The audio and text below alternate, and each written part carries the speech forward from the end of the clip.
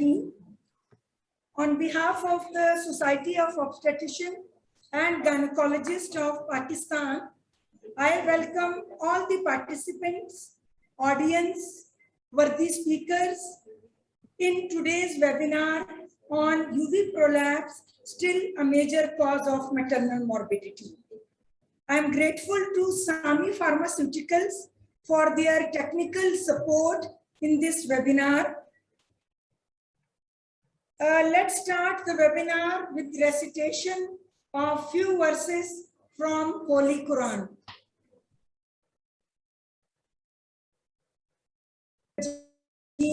Bismillahirrahmanirrahim.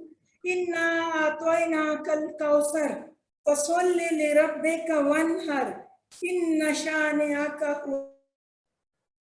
lazim. It's a matter of immense pleasure for me to invite the President, Society of Obstetricians and Gynecologists of Pakistan. She is an icon of OBGYN. She is the teacher of the teachers. She is the recipient of so many awards nationally and internationally. She is the recipient of Young Gynecologist Award by FIGO in 1989 when she was very young. It is all because of her dedication and her sincere efforts that we are having a cascade of academic activities from the platform of SOGP in the 19. Let's request Professor Razia Kurejo to deliver her welcome address. Madam, please.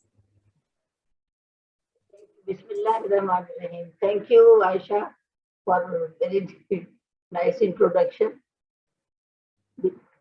Dear all SOGP members, the speakers of the Balochistan, province of the Balochistan and Quetta chapters, all the viewers, audience, it is a great pleasure and honor for me to welcome you all today in this very important webinar on the uterovaginal prolapse, which is, as all of you know, that uterovaginal prolapse is a very common problem in our women. It is also seen in the young women, but it is more common in the older age group, in the postmenopausal.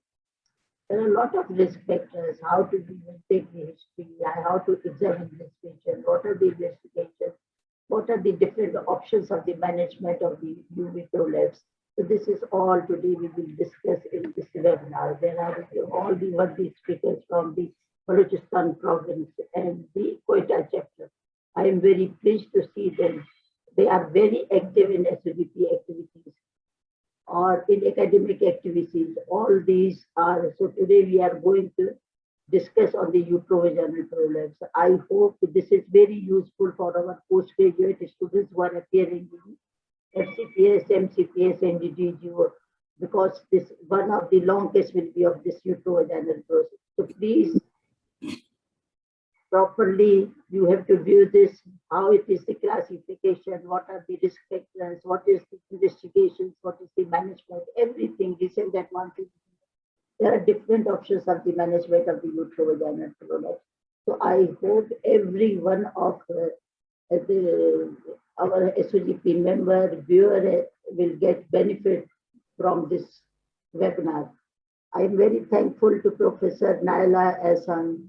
She is the Vice President of SOGP Balochistan, and I am very thankful to Professor Aisha Siddiqa. She is very active and chairperson of the Balochistan. We Quetta chapter, Dr. Najma Ghaffar, Dr. Usma Suhail, and Nabila Arayan, who have taken their precious time for this webinar. As all of you know that after Sindh province, Balochistan is my second home. I always goes to Balochistan for the exam and all these activities. So I'm very pleased to see them. They are here, they are very active, very academic. They will today talk about this UV prolapse. So I am very thankful to all these worthy speakers who have given time to this SOGP webinar. I hope everyone will get benefit from this. At the end, I am also thankful to the always supporting to SOGP. Without their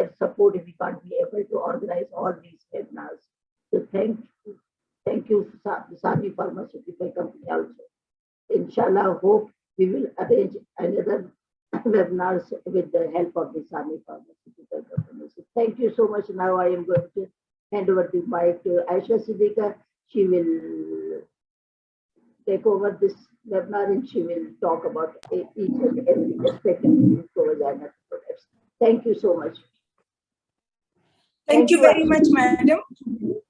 Thank you so much, madam. Can you hear me? Yes, yes. Thank you very much, madam.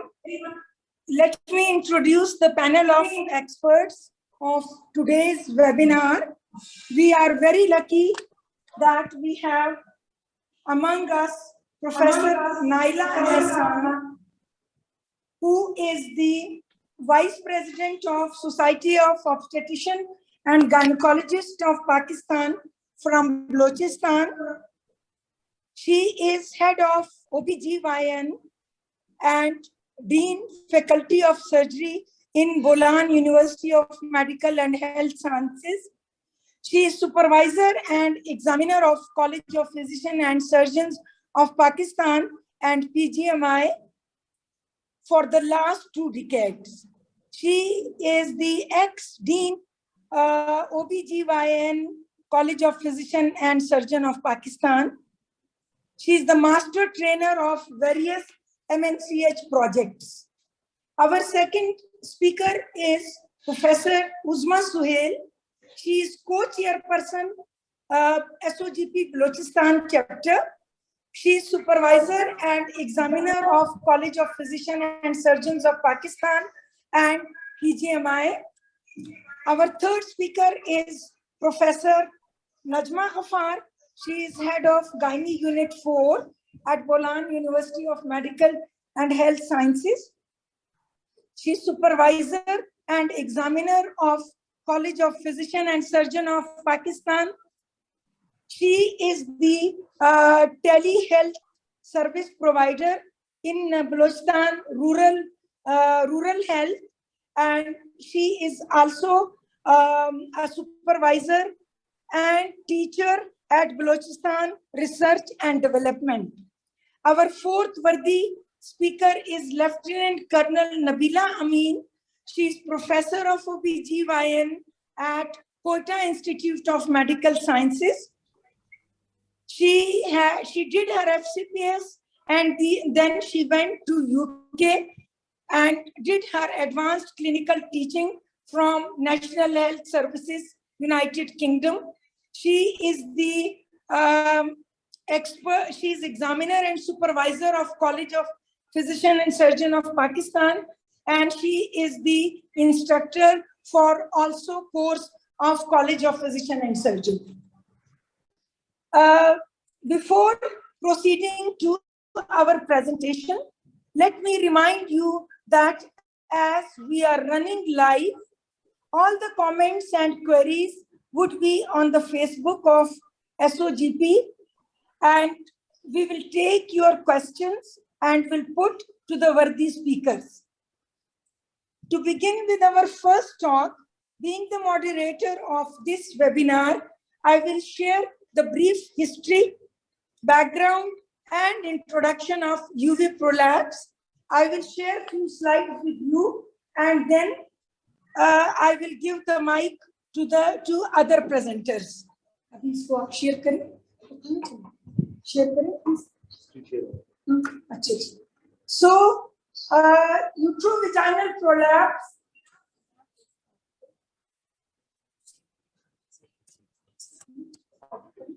इसको करें. ये नहीं है इसमें बेटा, इसमें करें. बेटा ये नहीं चाहिए.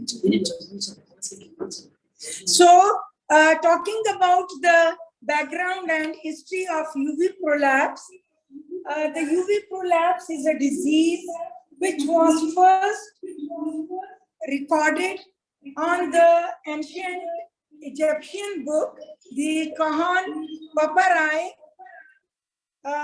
which is a book which has recorded the first case of UV prolapse in 2000 before the Common Era.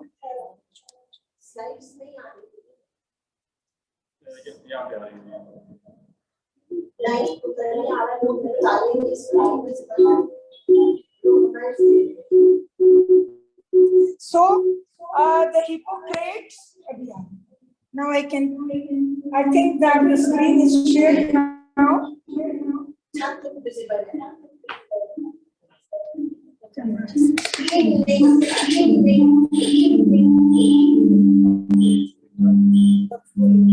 Presentation.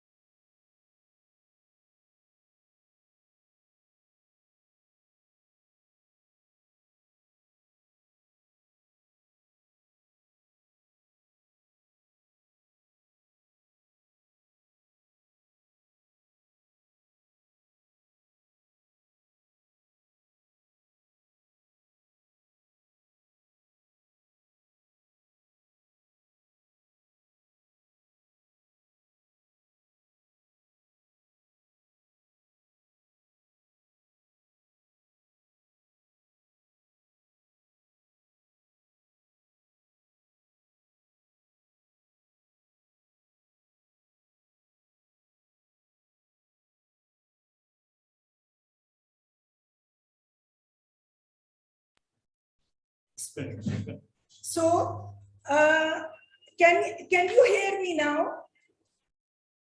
Can the voice is Yes, madam, आपकी आवाज आ रही है. audible?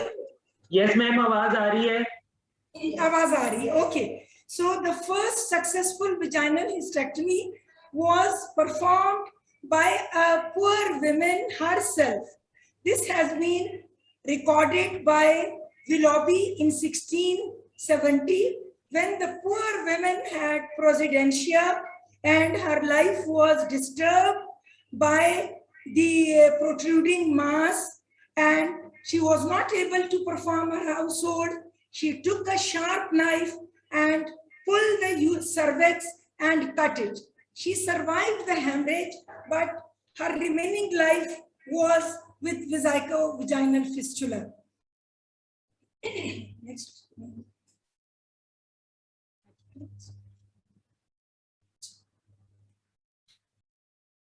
Talking about the prevalence of UV prolapse, it's very difficult to determine the prevalence of uterovaginal prolapse, but it's a condition which is more common in developing countries.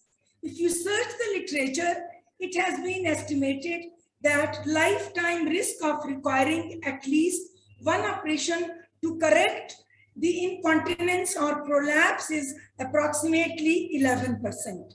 And as I told before, that it's the common cause of morbidity in developing countries.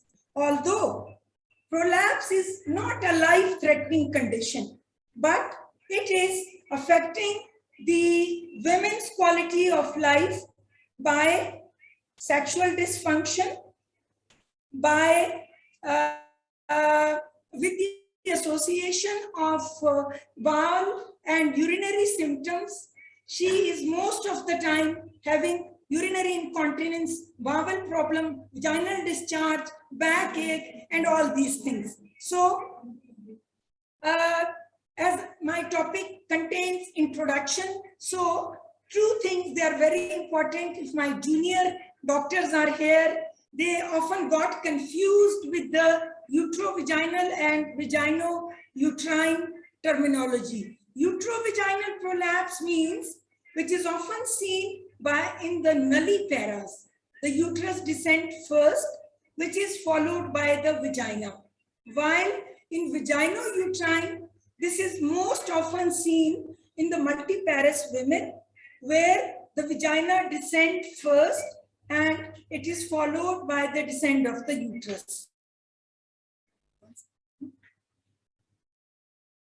If you talk about the support of the uterus is actually found in the apical part of the pelvis, and it is suspended by multiple ligaments, endopelvic fascia,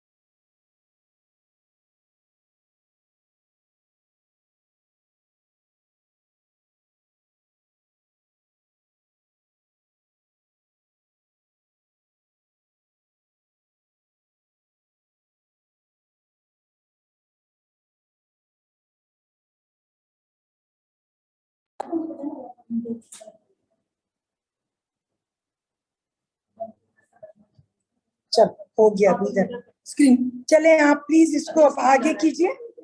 अब आ रही? जी जी। अभी आप जरा slide आगे कीजिए इसको, और आगे कीजिए, और प्लीज, और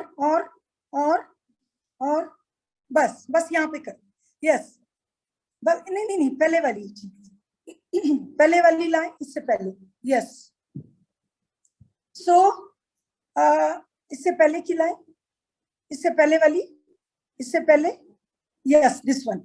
So nowadays, Delancey's 3 level of supports are very much accepted worldwide. Here, the support of the uterus is divided at 3 level. आगे वाली कीजिए। Level 1, level 2, and level 3. At level 1, the cardinal and uterosacral ligament complex provides apical attachment of the uterus and vaginal wall to the bony sacrum. The uterine prolapse occurs when the cardinal and uterosacral ligament complex breaks or is attenuated. While at level 2, the arcus tendinous fascia pelvis and the fascia overlying the levator ani muscles provide support to the middle part of the vagina. While at level 3, the urogenital diaphragm and the perineal body provides support to the lower part of the vagina. Next slide, please. So, if we talk about the anterior vaginal wall prolapse, which consists of urethrocoele, cystocoele, or combined urethro-cystocoele. This happens due to weakness in the support of the bladder neck and at the uretrovesical junction and proximal urethra, and is mainly caused by weakness of the pubocervical fascia and the pubourethral ligament. Next, please.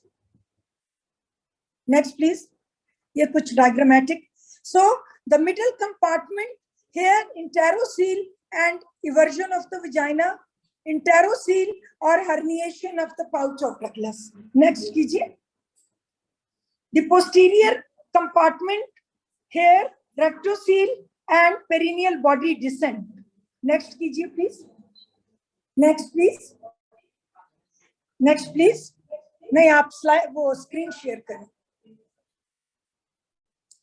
So, as we are running short of time, that was all about the introduction and background of the UV prolapse. Now, I will hand over the mic to my next presenter, who is Professor Najma Ghaffar.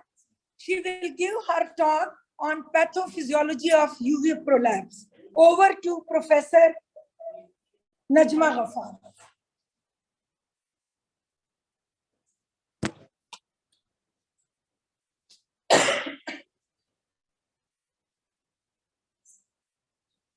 वहीं से शुरू होगा, इधर से वहीं से.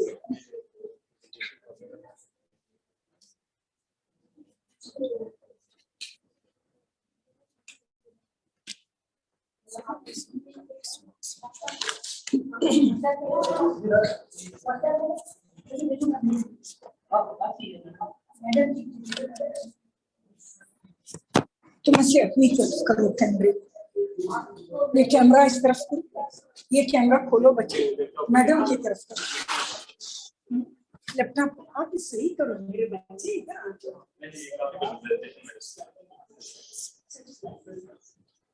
बेटा इधर आओ.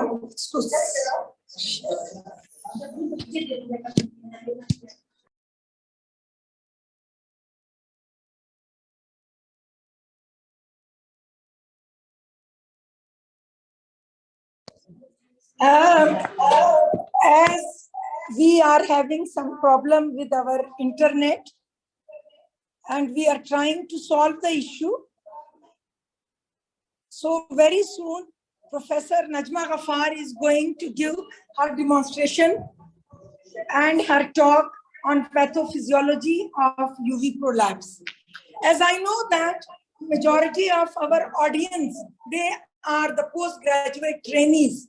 They are often afraid of the case of UV prolapse in the examination. So my advice to these trainees would be that the examination of UV prolapse is tailor-made. It depends upon it varies from patient to patient.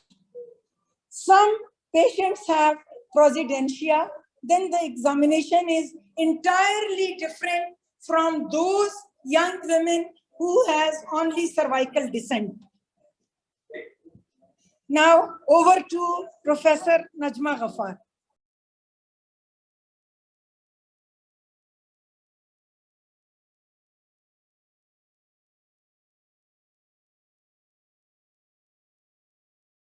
And what is a pathophysiology prolapse?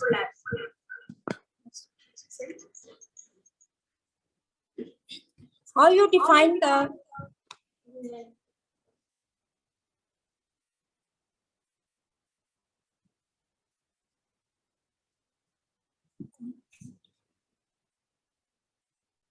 there's a etiological of the congenital weakness of the second is the acquired defect and third is the menopause atrophy.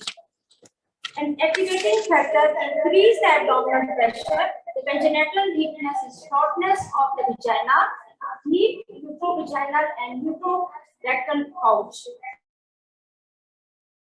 Multiparity more than 7, prolonged labor bearing long and forceps delivery before the fully dilatation of the cervix.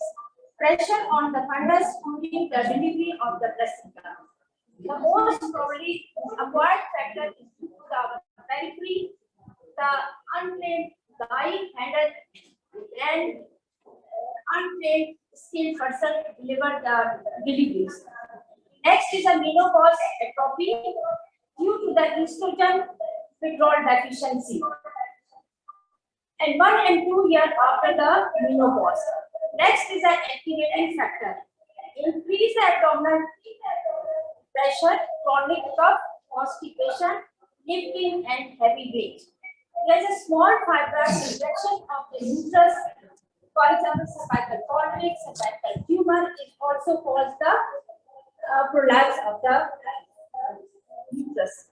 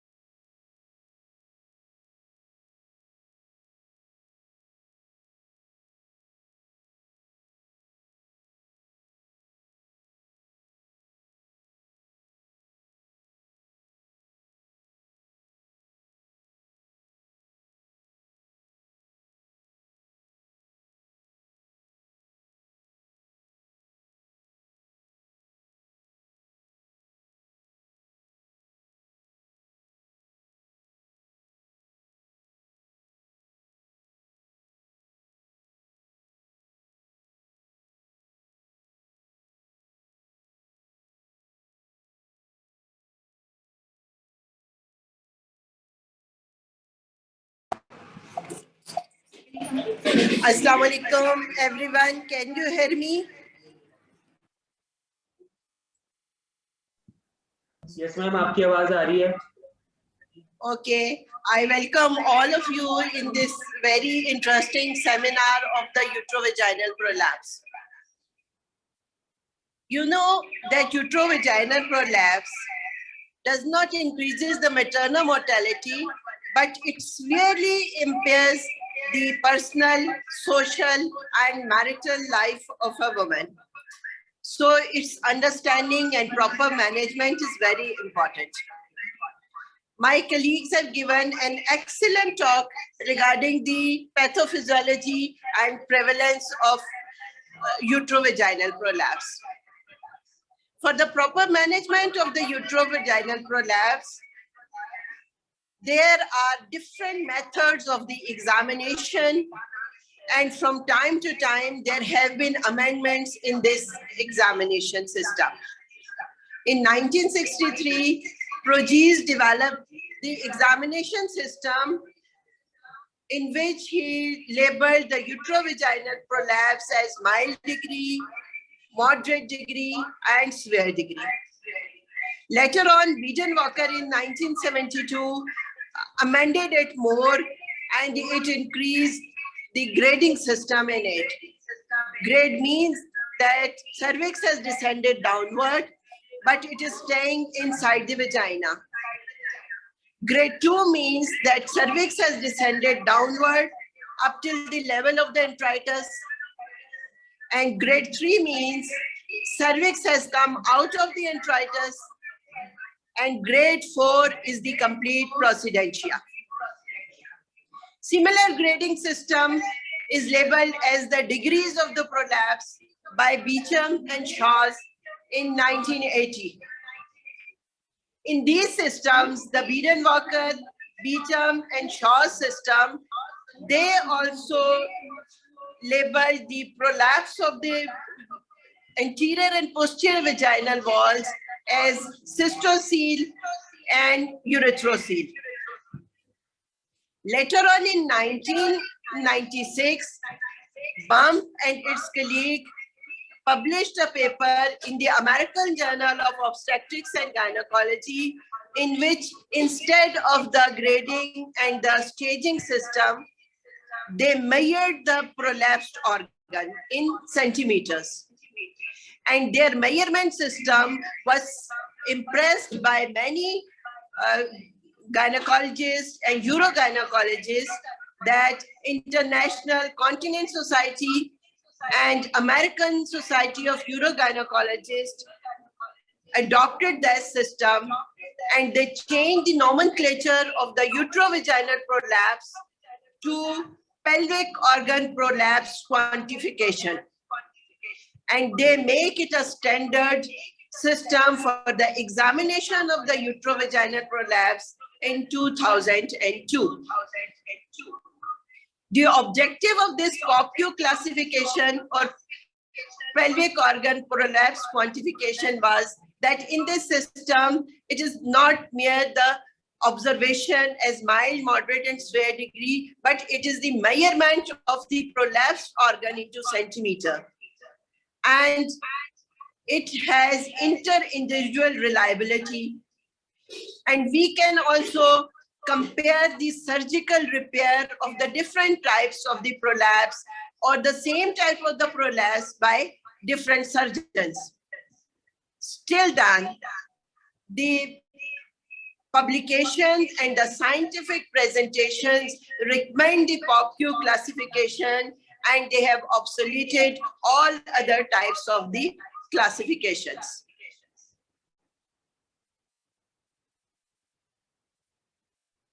Slide again. Slide stuck.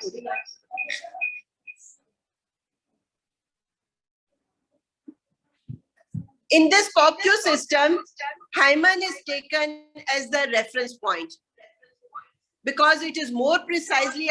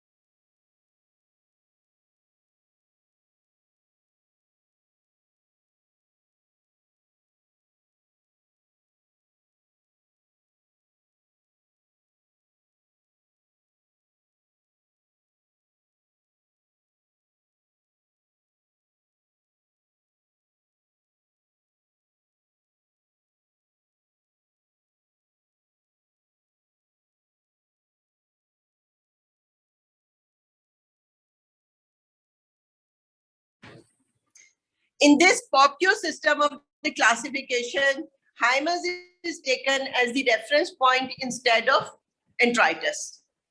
And its terminology avoids assigning the terms like cystocele, urethrocoele, rectocele. Rather, it is only the prolapse in centimeters. There are 9 different measurements which has been taken. There are 6 fixed points and 3 are the measurements. 3 points in the anterior compartment and 3 points in the posterior compartment. Anterior vaginal wall, we have A point, B A point, and C point. While on the posterior vaginal wall, we have A P point, BP point, and D point. There are the 3 measurements, which are the genital hiatus, which is total vaginal length, and measurement of the perineal body. All the measurements are done in reference to the hymen. If we go proximal to the hymen, these numbers are assigned in negative. And if we go distal to the hymen, then the numbers assigned are in plus. So then a grid is made in which we have 9 columns. 3 on an interior wall, 3 on posterior wall, and 3 in the middle compartment. This is known as grid system of the classification. Now you see in this picture that hymen is considered as the 0 point. This is the hymen. This is the level of the hymen. And we discuss one by one the importance and the measurement style of each reference point. Point A, it is the AA, which is 3 centimeter anterior to the external urethral meatus. It is exactly the same location as of the uretrovesical junction.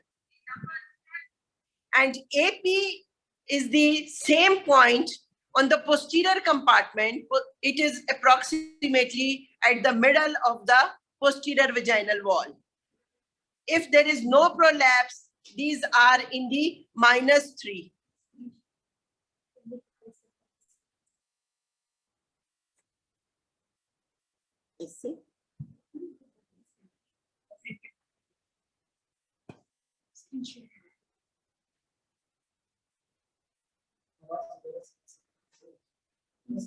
ऐसे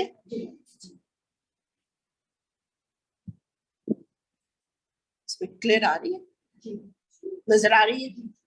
Okay, so the AA point is 3 centimeter proximal to the external urethral meatus, and AP is the 3 centimeter proximal to the hymen on the posterior vaginal wall. Then point B comes. Point B is the most distal part of the prolapsed organ. Anteriorly, it is BA, and posteriorly, it is BP. If there is no prolapse, in the resting condition, AA and BA is same. Similarly, AP and BP is the same. But if there is prolapse, then the distal part descends down than the AA point. So BA is lower down than the A1. And C point is the level of the cervix. It is always without any prolapse in the -6 or -7.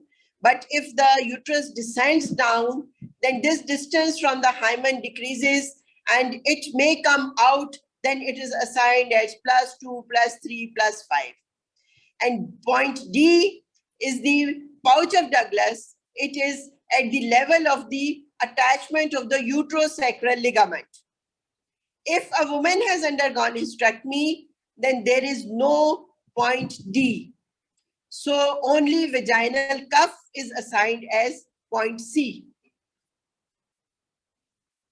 You see here, in case of the anterior vaginal wall prolapse, AA is up above and BA is lower down. so that AA may be -3 and BA may be +3 or +4. Here you see when the cervix has come out, now this C instead of -6, it becomes +4 or +5. And in this above picture, when there is hysterectomy and there is wall prolapse, there is no D and only C point, and this C is considered in plus, maybe +5, +4, +6, whatever the distance it has from the hymen. So this D is actually attachment of the uterosacral ligament, and it is the suspensory failure of the ligament. And I mentioned you, here is the D. If there is no cervix, there is no D. Then there are three other classifications. One is the total vaginal length. These measurements are taken in resting condition. The other 6 measurements were taken in the lithotomy position while the patient was straining. But these 3 measurements are taken in the resting position. And this is the total length of the vagina when the vagina is placed back at its normal place, prolapse is replaced, and it is the distance of the hymen from the pouch of Douglas. Then comes the genital hiatus. Genital hiatus is the measurement of the distance from the middle of the external urethral meatus to posterior of the hymen to the level of the fourchette. And then comes the perineal body. Perineal body is the measurement of the distance from the fourchette or the posterior border of the hymen up till the middle of the anal sphincter, middle anal point. And total vaginal length, I told you, it is the greatest depth of the vagina here. So these are the 9 measurements. And according to these measurements, we plot these measurements on a grid. Then we assign these staging to that POPQ classifications. Once these measurements are taken, if there is no prolapse, all the measurements at its normal place, then it is known as stage 0. But if the distal most part of the prolapse is more than 1 centimeter above the level of the hymen, it is stage 1. If the most distal part of the prolapse is less than 1 centimeter proximal or distal to the plane of hymen, it is stage 2. If the most distal part of the prolapse protrudes more than 1 centimeter below the hymen, but no further than 2 centimeter, it is stage 3. But if there is complete vagina is avulsed, uterus, body, cervix, all comes out, then the level of the hymen, then it is stage 4.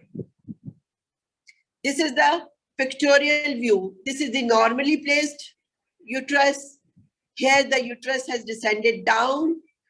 Here it has reached in the less than 1 centimeter range, either outside the hymen or inside the hymen. Here the uterus has come out more than 2 centimeter down the hymen plane, and here it is the complete procedentia, stage 4.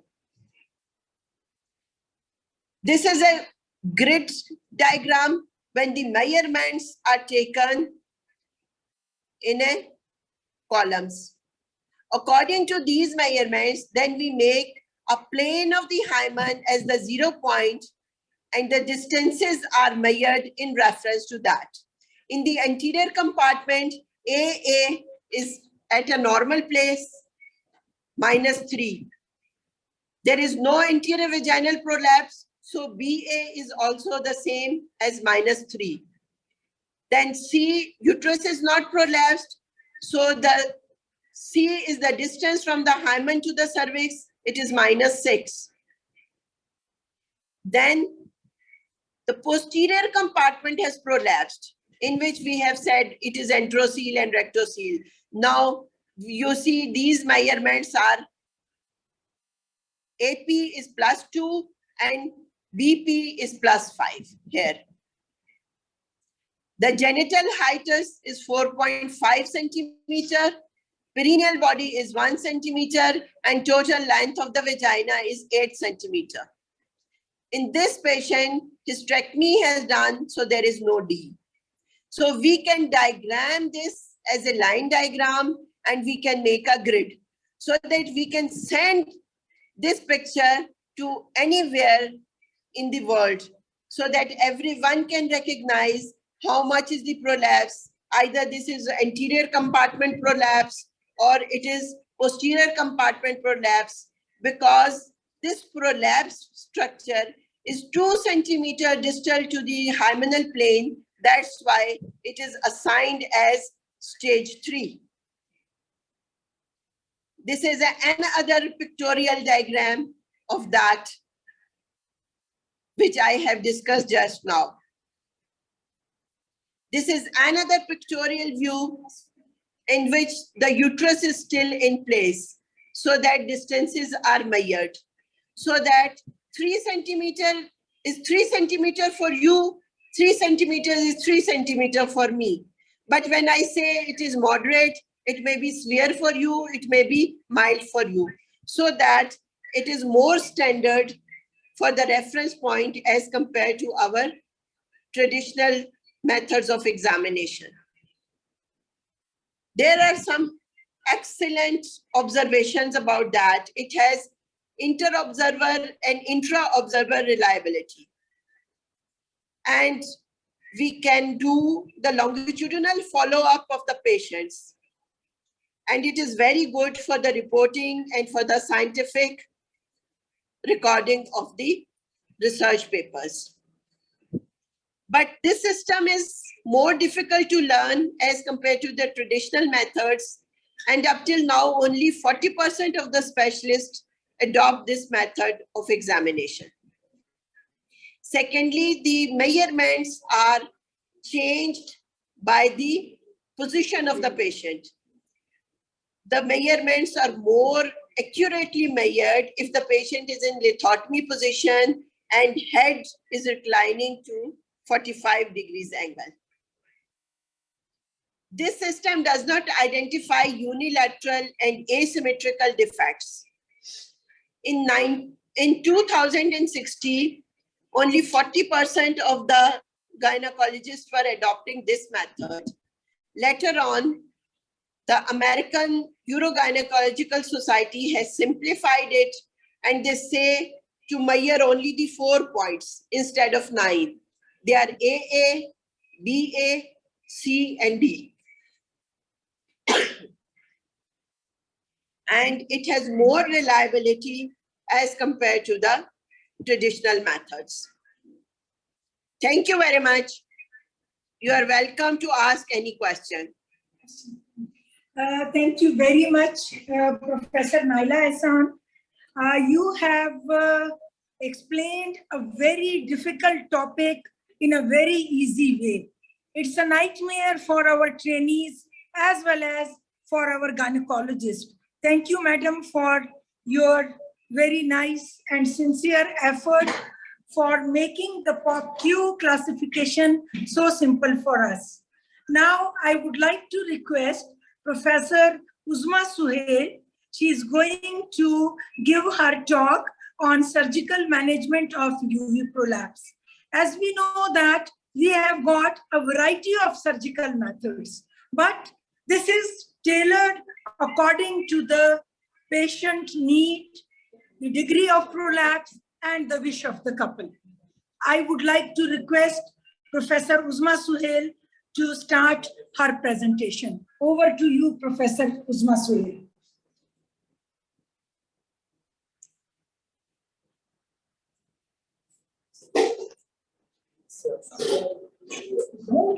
Assalamualaikum. Assalamualaikum everyone. Thank you, Professor Aisha. and Professor Naila, Professor Najma, and Sami Farma for arranging such a informative webinar. And they all explain very well about the UV prolapse. And now called for the treatment options. Please share the slide. I'm going to present surgical management of pelvic organ prolapse. We have two options for the management. One is conservative, which is non-surgical, and other is surgical management of the UV prolapse. Next slide, please. For non-surgical, we have first lifestyle modification. For lifestyle modification, we will advise patients she has to lose the weight and her BMI should be less than 30 kg. Minimize weightlifting, as weightlifting is a cause of UV prolapse. Treating and preventing constipation and all other medical diseases in which there is raised intra-abdominal pressure like coughing and etc. Topical estrogens we can use for the capitalization of the vaginal epithelium. Pelvic floor muscle training. We also have an option, vaginal pessaries. The indication of vaginal pessaries are if patient do not wish to have a surgery.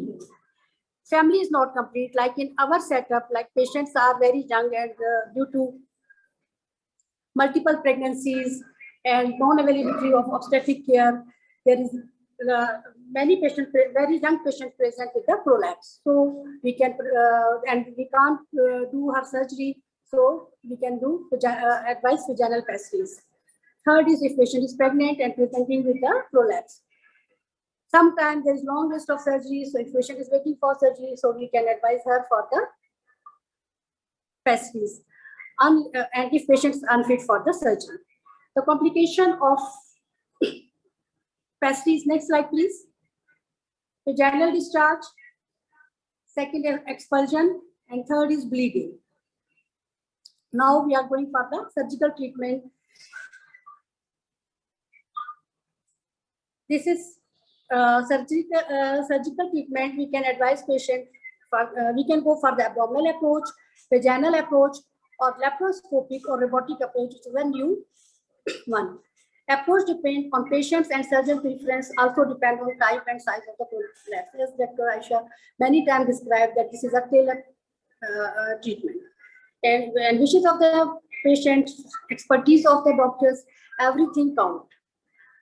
If women want to preserve uterus, we have vaginal sacrospinous hysteropexy with suture or mesh. We can do it with sutures or we can apply mesh. Second is Manchester repair, which is obsolete nowadays, but here we can do this practice.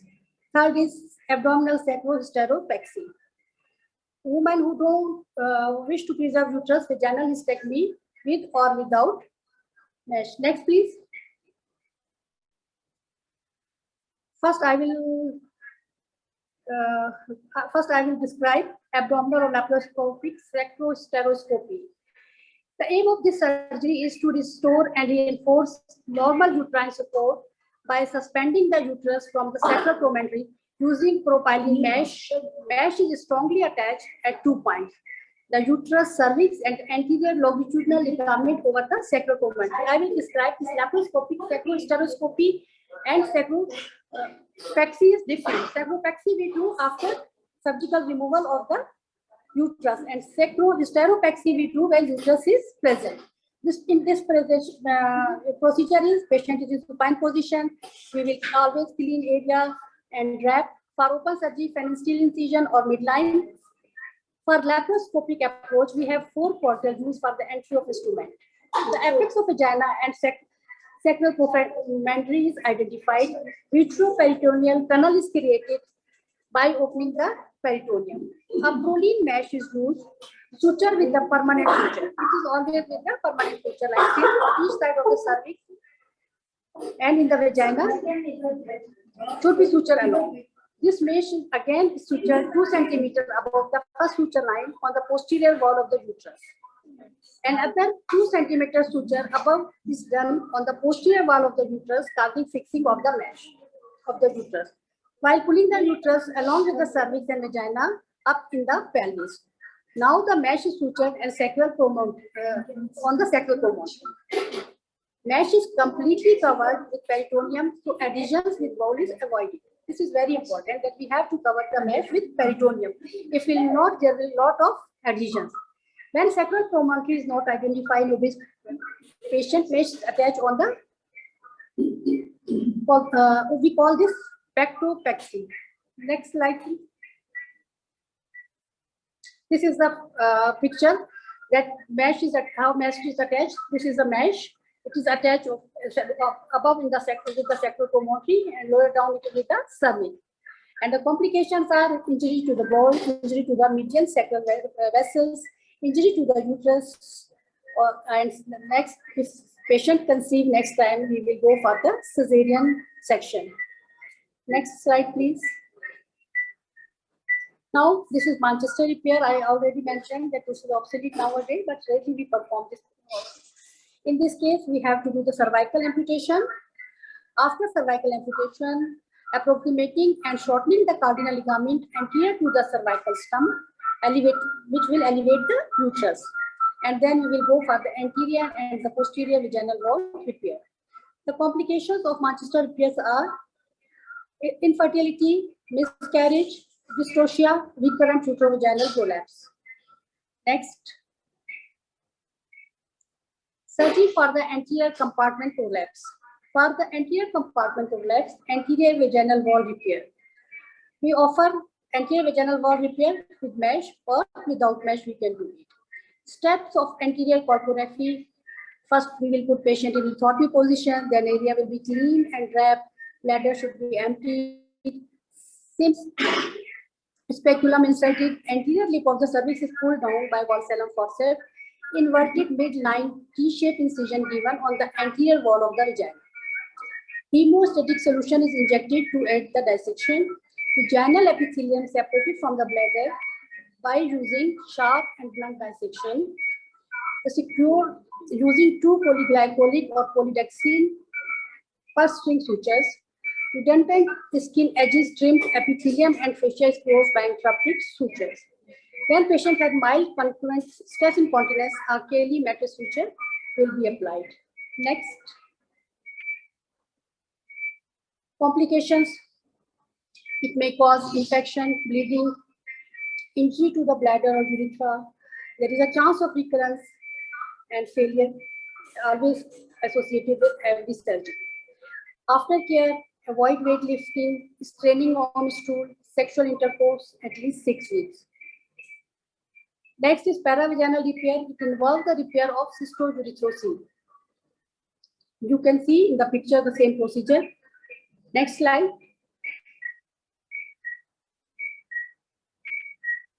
Next.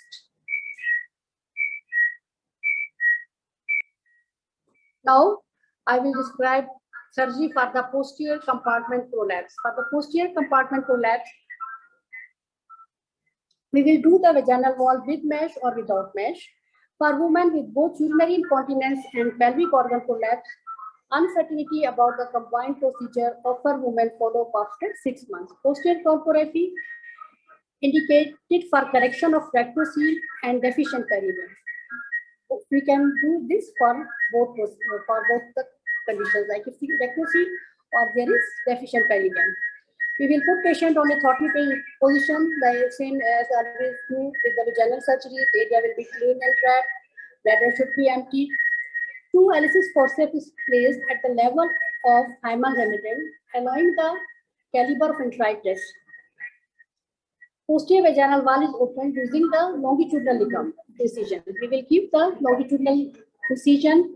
Rectocele is mobilized and separated from vaginal epithelium using sharp and blunt dissection. Then we will apply the suture by polyglycolic or polydexine first 2 sutures. Redundant skin edges trimmed, taking care not to remove as much tissue to avoid vaginal narrowing. The pararectal and rectovaginal fascia from each side approximated and sutured with polyglycolic sutures. Posterior wall is closed with continuous polyglycolic sutures. Next, please. Now the complications, the same infection, dyspareunia is also common. sexual dysfunction, injury to the rectum, and bleeding canal. Aftercare is very important. Avoid heavy weightlifting, avoid heavy exercise, avoid straining on stool, avoid sexual activities for at least 6 weeks. If develop dyspareunia or pain or bleeding, come back. Next slide. This is a procedure. You can see the picture. And next.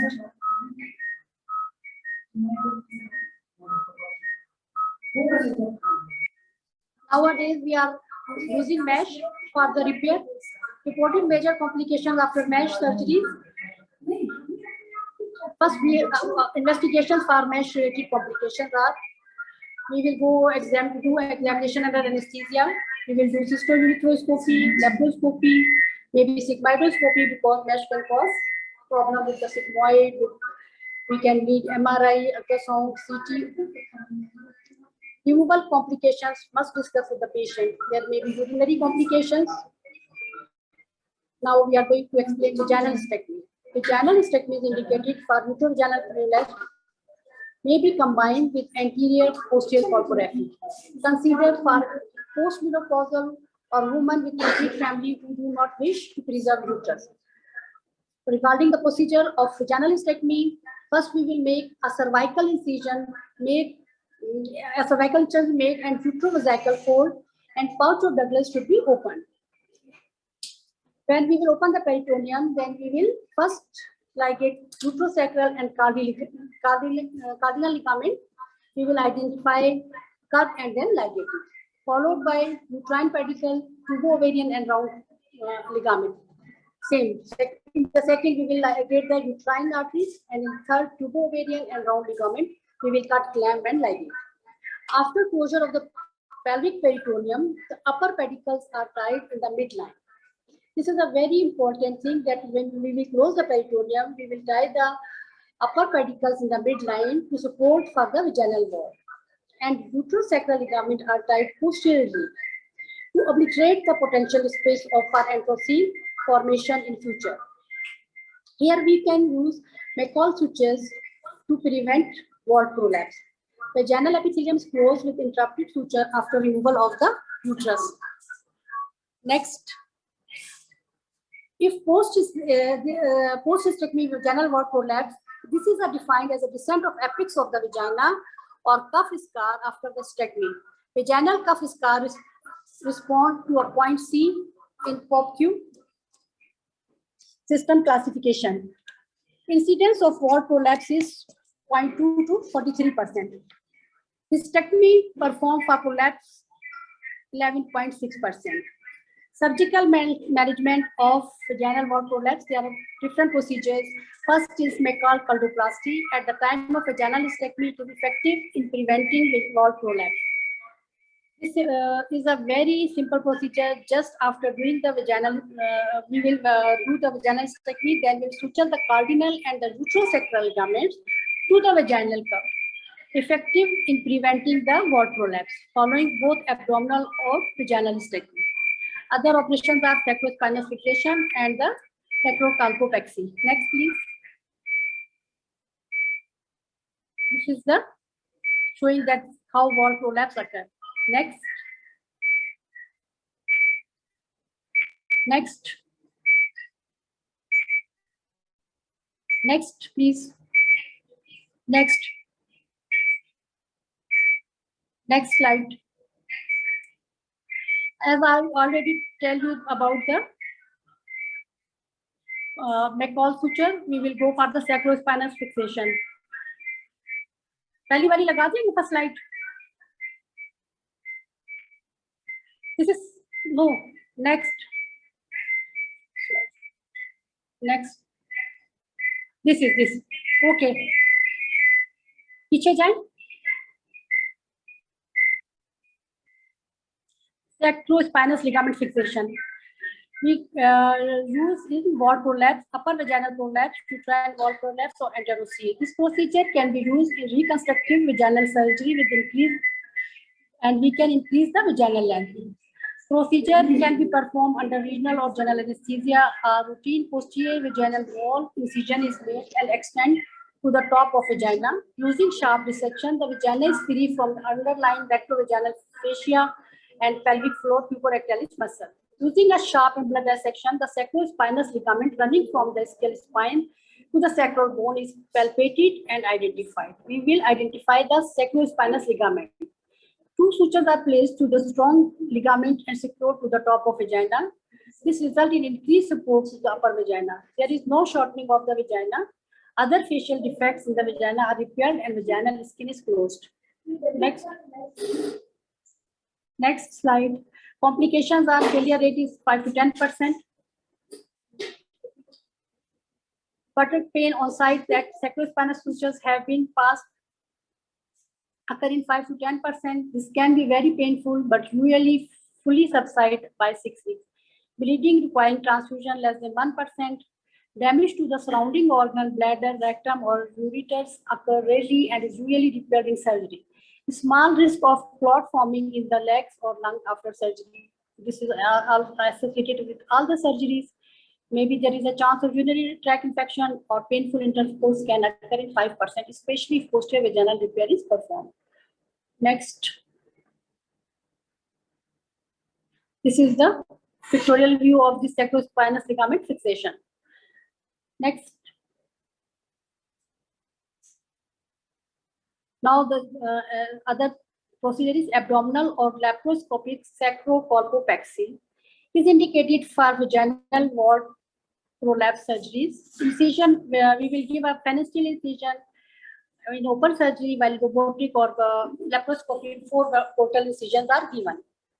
After the incision, the apex of the vagina and the sacral promontory will be identified, and a retroperitoneal tunnel is created between the two, just to the right of the midline and medial to the ureter. Strip near slides.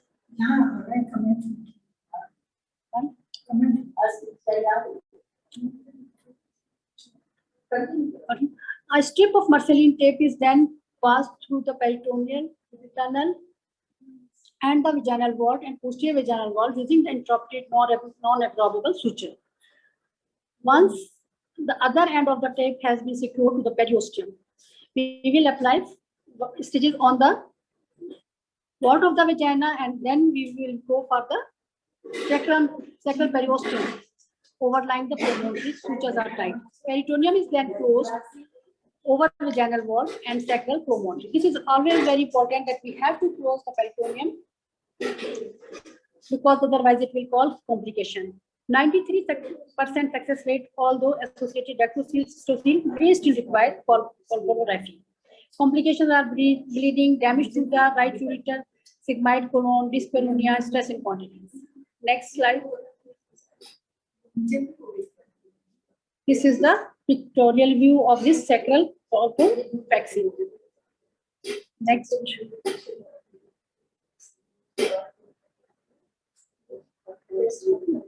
Next.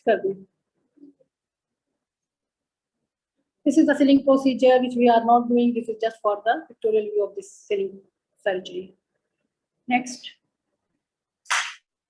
High uterosacral ligament suspension. This can be done vaginally, abdominally, or laparoscopically.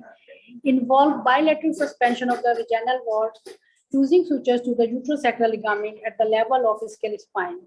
Complications are ureteric injuries, bladder injury, UTI, blood transfusion, complication of blood transfusion, and bone injuries. Transvaginal mesh. Women should be informed about permanent nature of the mesh. When we are going for any treatment, we have to consult the patient and we have to advise the patient. We have give the risk and benefit to the patients. So with the permanent nature of mesh, we have to tell about the complications of the mesh. Next.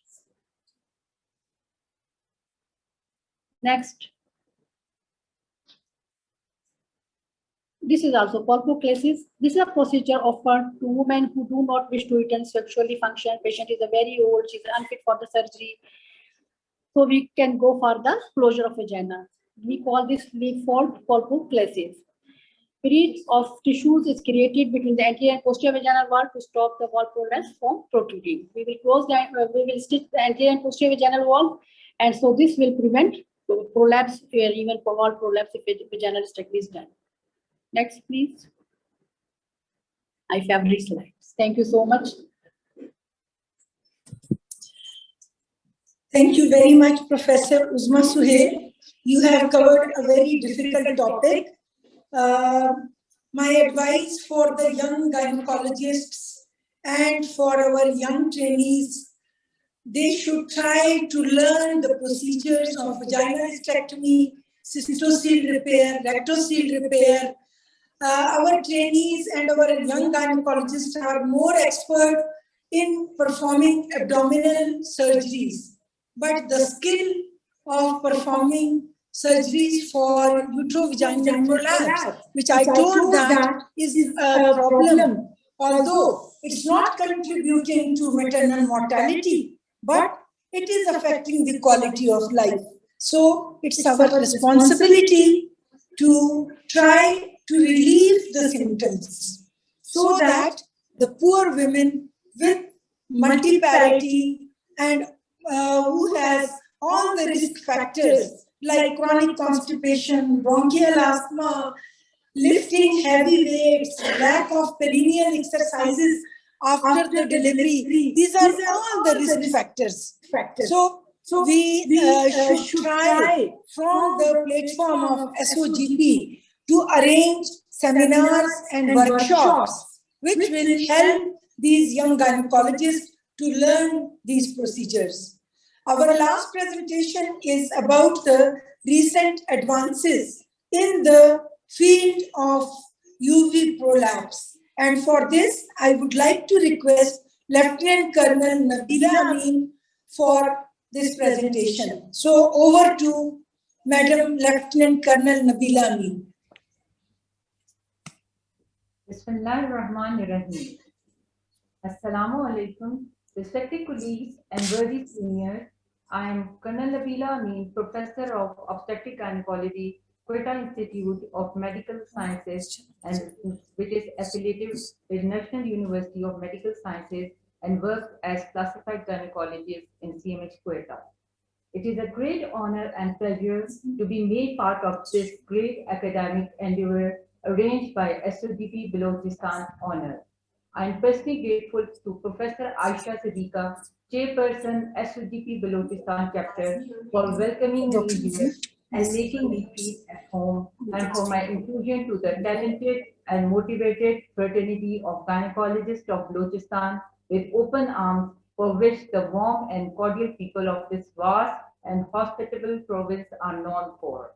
I will attempt to follow up to the very informative and in-depth analysis of this closer subject given by the worthy and learned speakers preceding me. My focus will be on the latest trends and disputes still surrounding this very important female genital health issue. I must congratulate the Balochistan chapter for selecting a very important but unfortunately neglected gynecological condition which is cause of misery and loss of self-esteem to the millions of women in our society and afflicts as many as 50% of women between the ages of 50 and 80. This is closer number of patients out there who require our professional care and management. Now, before proceeding, I want to see some of the beautiful sceneries of Balochistan. As someone said, "Dunya mein ek Quetta hai, magar Quetta mein puri dunya hai." Now, what is pelvic organ prolapse? Pelvic organ prolapse updates is a pelvic floor disorder that has affected women's health worldwide since the dawn of humanity. It is defined by the Urogynecological Association and International Continence Society joint report. They termed it as descent of one or more of the anterior vagina wall, posterior vagina wall, the uterus, or the apex of the vagina. A study and evaluation of 2007 342 American post-menopausal women revealed that 40% of these patients had POP on examination, Although not all women present with the symptoms, and 11% of these women require surgical intervention by the age of 80. Women with the prolapse may experience variety of symptoms affecting their bladder and bowel, as well as their self-esteem and their sexual health self. Well-established risk factors for these organ prolapse include age, pressure, priority, and obesity.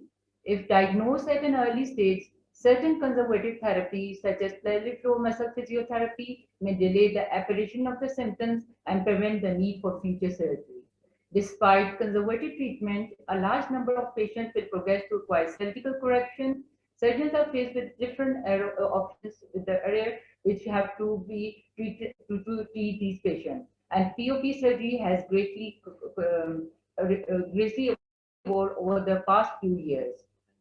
In my presentation, I will endeavor to summarize the current trends and future perspective for the surgical treatment of pelvic organ prolapse. Now you can see the committee recommendations, which is according to the NICE guidelines. POPQ, which has already been POPQ, pelvic organ prolapse quantification system, which has already been detailed explained by Professor Naila. It produces an accurate assessment of pelvic organ prolapse, and the committee agreed that it provides an objective and standardized measure that will ensure consistency of assessment. Now you can see the diagrammatic picture how this quantification system is used for deciding the classification and the degree of the prolapse. Here the anterior wall, posterior wall, that is greatly explained by our colleague Professor Naila, so I will not go in detail. The options the committee recommended for the pelvic organ prolapse, whether they need uterus to be removed or not to be removed, includes vaginectomy, vaginal sacrospinal stauropexy, Manchester repair, which is now not be considered very commonly, sacrosteropexy with MASH, which can be undertaken abdominally or laparoscopically.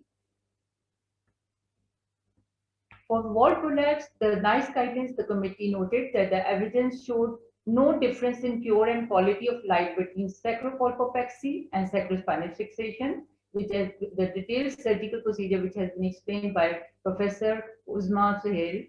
So I will not go in details. And the committees have seen that the wall prolapse should be offered a choice of these two, whether sacropolpopexy and sacrospinal. And they have the sacropolpopexy can also be undertaken but either by laparoscopically or open surgery. The colpopexy should be considered a potential surgical option for managing symptoms of walled or uterine prolapse in some groups. Colpopexy should be considered for women when no other surgical options are available, or patient is unfit, or she does not desire sexually activity, or other procedure would carry a high risk of serious complications. Now, the surgery for the anterior prolapse, the committee has shown that evidence suggested that MASH surgery has high cure rates, fewer repeat surgeries for pelvic organ prolapse, and low recurrence rate compared with the anterior colporrhaphy. They are associated with long time MASH exposure, so complications happen, and this increases further with time. This is particularly relevant for younger women who need surgeries. Based on this evidence of risk associated with MASH surgery, the committee agreed that anterior repair without MASH should be offered. MASH surgery could be considered only for those who have got recurrent prolapse, as it will help in preventing further prolapse if the MASH is used. And it's used in very limited number of women when there is no alternative treatment. However, evidence supports the effectiveness of MASH placement for anterior replace.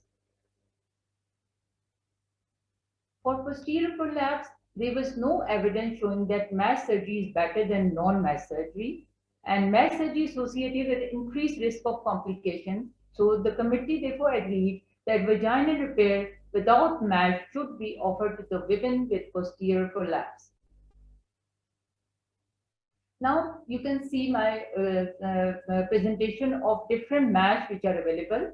These are the natural or facial tissue repairs, biological graft implant, Proline mesh implant.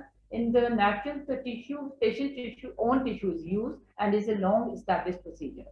In biological grafts, they use a temporary implant to enhance the support until additional natural tissues grow in this place. This graft will be absorbed into the body and disappear after a few months.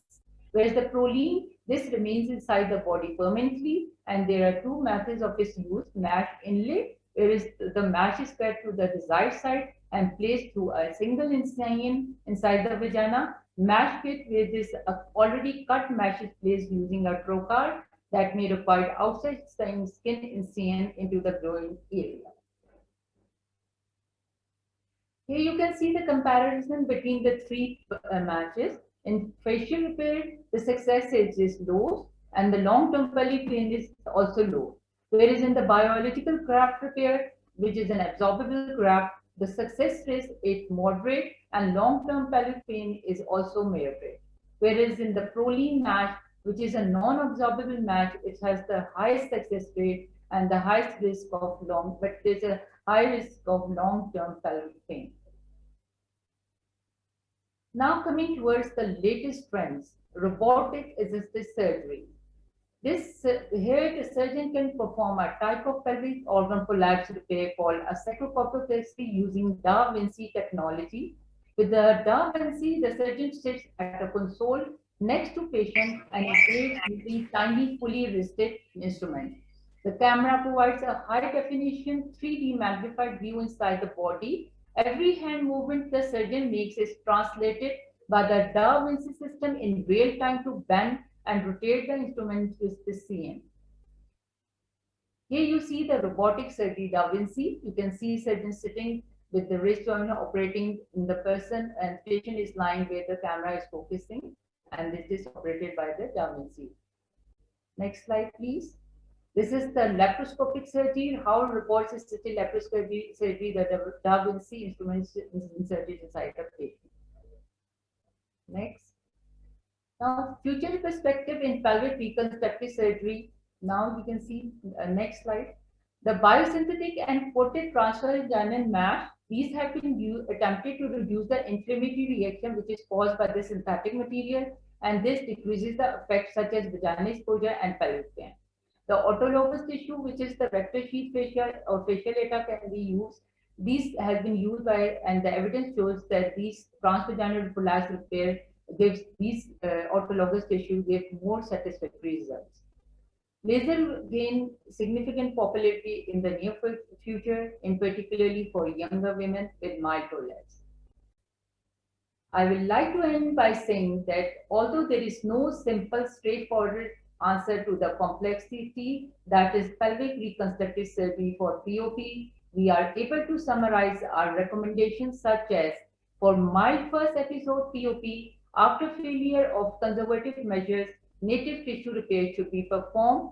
If an apical defect exists, abdominal sacrocolpous suspension is an excellent option, and if it has to be performed, minimal invasive approach should be undertaken.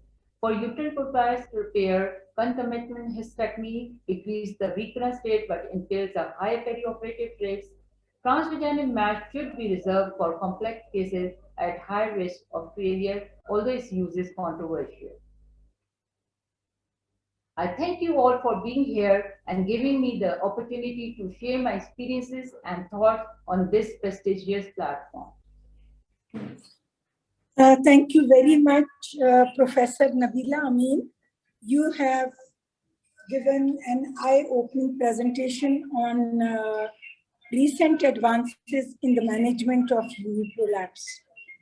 All the panelists and my dear audience will agree with me that the platform of SOGP and the aim of SOGP in collaboration with the other societies is to provide knowledge and skill to our juniors, and the aim of all these efforts is to improve the quality of life, to relieve the suffering of our female population.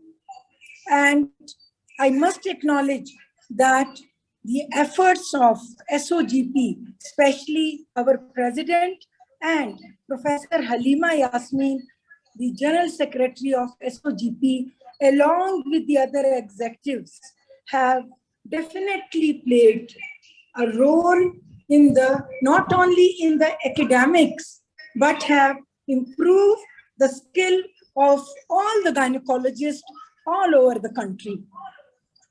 So it was the share of SOGP Balochistan chapter in the academic activity.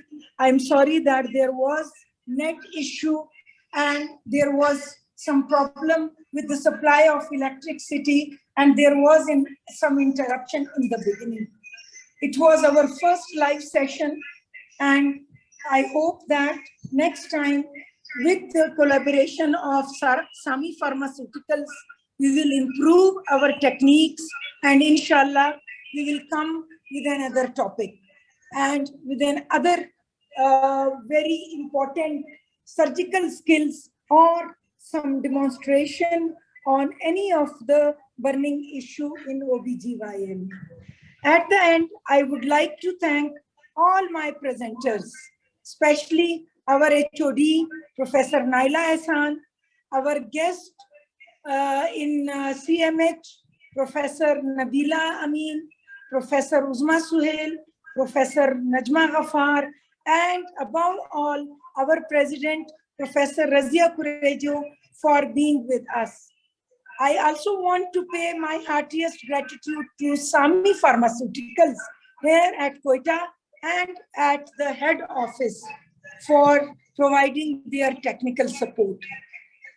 So there were some questions on the Facebook and our experts have replied the answers. Even now, if you have some question, some comments or queries, we are here. You can ask the question. We will put the question to our panelists.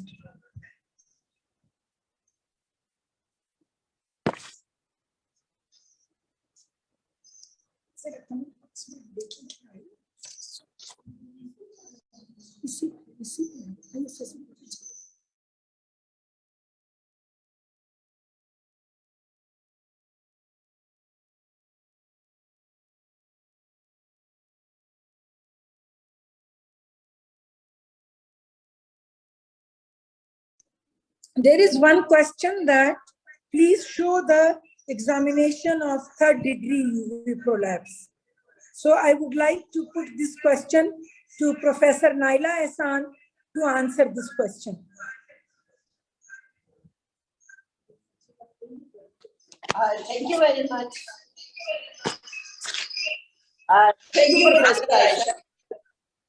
The examination is done with the live demonstration. We can put another session on how to examine a prolapse patient next time, inshallah.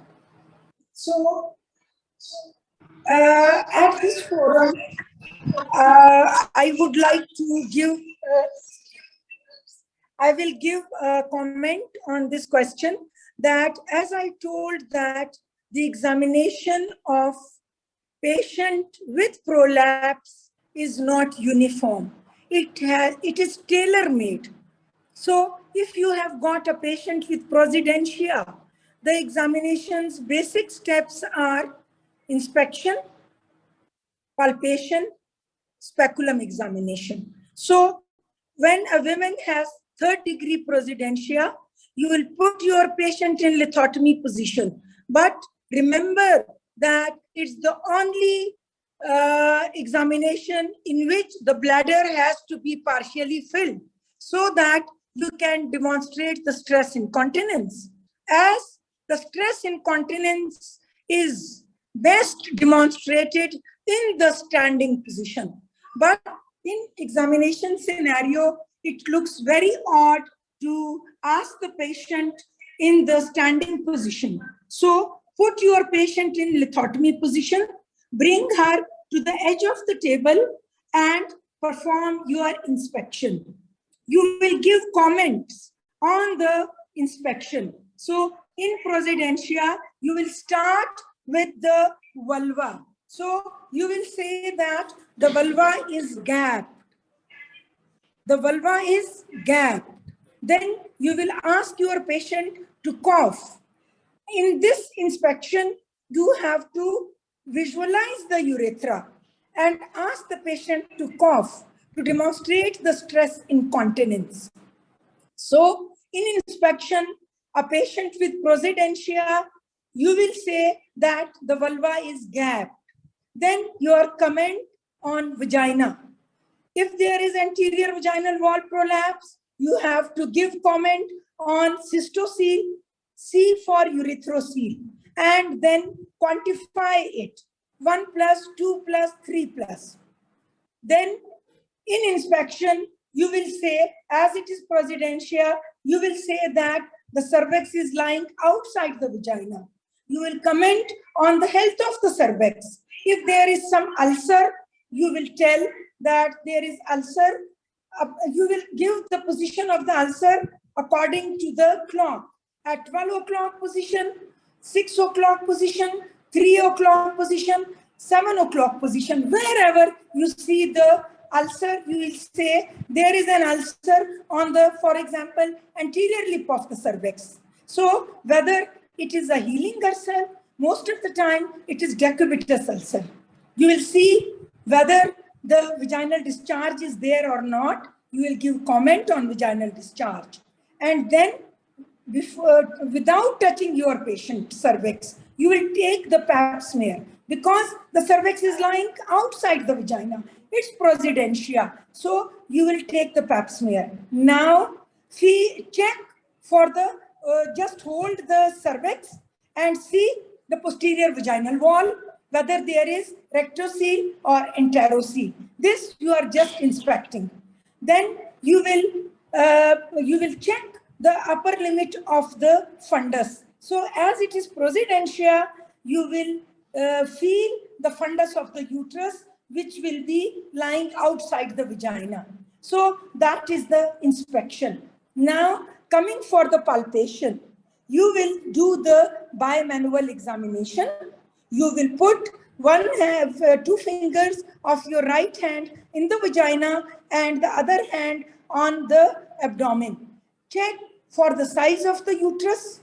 Of course, talking about the position, the uterus is always retroverted in UV prolapse. Then sweep your fingers to both fornices. Most of the time, you can find a mass, if there is a mass. Not most of the time, but it's not rare to find pelvic tumors like fibroid or ovarian masses in the fornices. Give your comment on the size of the uterus, position of the uterus, mobility of the uterus, and give your comment of palpation about the fornices. That is the bimanual. Then for the inspection of cystocele, erythrocele, rectocele, and enterocele, bring your patient to the edge of the table and put her in the Sims position. One leg straight and the other touching flux, touching the abdomen. Take Sims speculum, put it first. I am checking for the posterior vaginal wall prolapse, which consists of enterocele and rectocele. Putting your patient at the edge of the table, long edge of the table, in the Sims position, one leg straight and the other leg in the flux position, touching the abdomen. Ask the patient to cough. You have put the Sims speculum in the posterior vaginal wall. You will take off the cervix and the anterior vaginal wall with the anterior vaginal wall retractor or with the sponge holder, so that the posterior vaginal wall is clearly seen, and ask the patient to cough and slowly and gradually remove the Sims speculum and check if the bulge is coming from the above posterior vaginal wall, it's enterocele. If the bulge is coming from the lower posterior vaginal wall, it is rectocele. So first, check the enterocele and rectocele and give your comment. If there is an enterocele, then while performing the surgery, you have to correct the enterocele. Otherwise, if we are only repairing colpoperineorrhaphy, then the patient will come after some time with a bulge, which will be enterocele or vault prolapse. So after demonstrating the enterocele and rectocele, then you will put your finger in the rectum to see to check the tone of the sphincter, and you will thank your patient.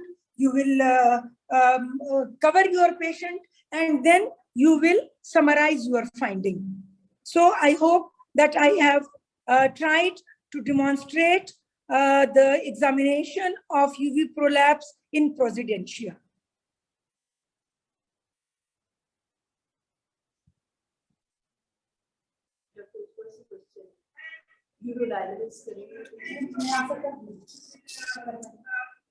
लेकिन आप उसको कर, अच्छा आप कर ले, आप नहीं जवाब दे, मैं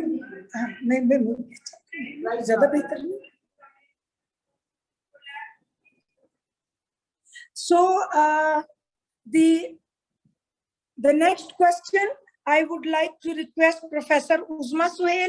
There are so many questions in the chat box, although Professor Uzma has answered it, but I would like to request, if there is some burning question, Madam Uzma can answer.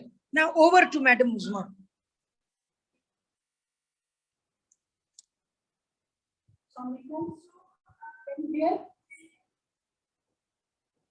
Mobile से इसमें कर, आप अपना दे देंगे. For the question of this, we will do the urodynamics in prolapse patient. Yes, if there is stress incontinence and patient is presenting with urinary symptoms, we will go for urodynamics.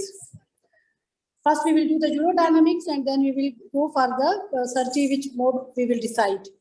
And second question was that what we will do if there is para-1 and she wants fertility. The sacral hysteropexy is the best management for her, because with Manchester repair there are chances of subfertility, and in future she can there is a chance of miscarriages, premature labor pains, and even the fertility failure. So if patient want to conceive, sacrohysteropexy is the method of choice with posterior repair. Okay. There is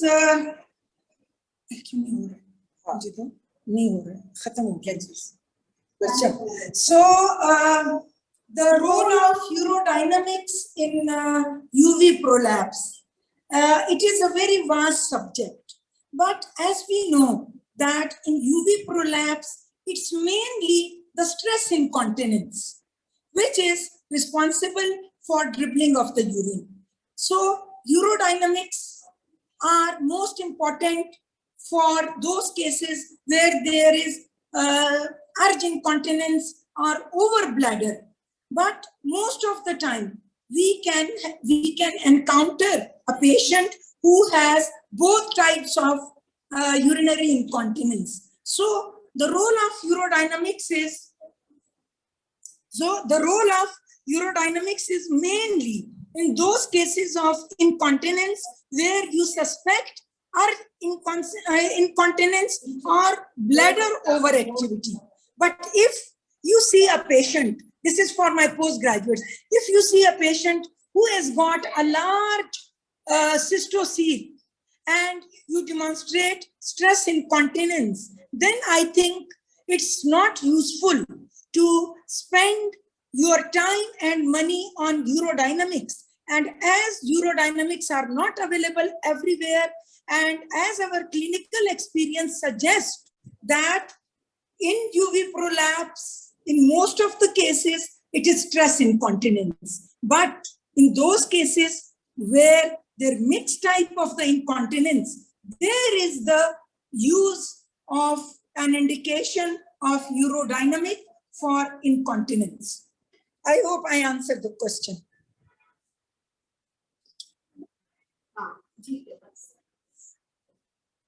There is another question that why we check the sphincter tone and why we check the levator ani. As all of our speakers stressed that the support of the uterus is provided by the levator ani muscle.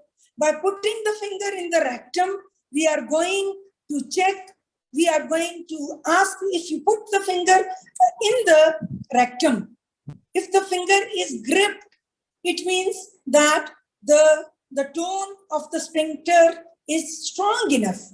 But in most of the time, procedentia and posterior vaginal wall prolapse, the levator ani and perineal body, they get lax, they get weak. So while we are performing surgeries for the posterior repair, we have to take this into consideration and we have to give strength to the levator ani muscle, and if there is weakness of the sphincter ani, we have to repair it as well. Urethric injury site. What is the common site of urethric injury? Okay. Okay. Another question is, what is the commonest site of ureteric injury?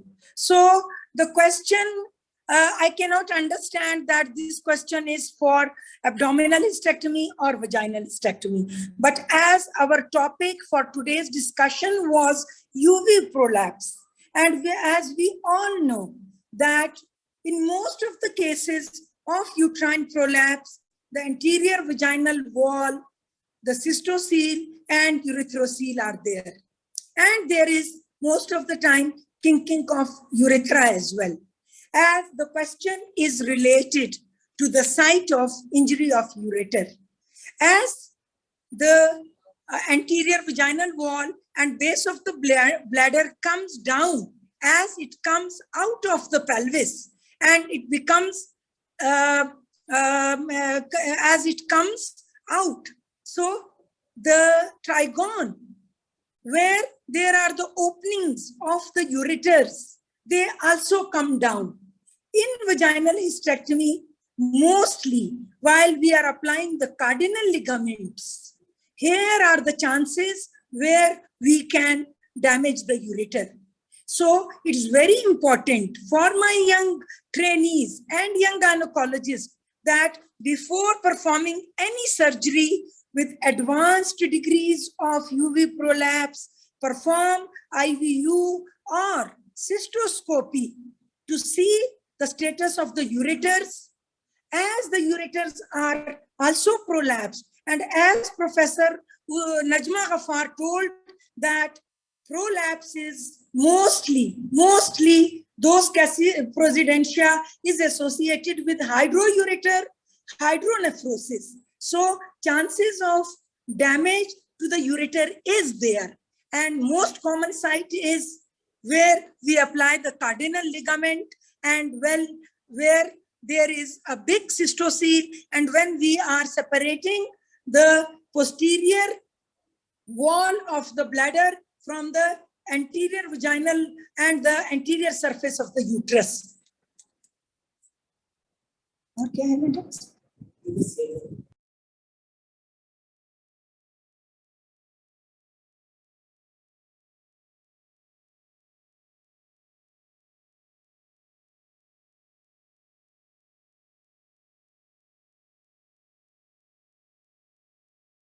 I hope we have answered all the questions. At the end, once again, I thank all of you. Allah Hafiz and God bless you.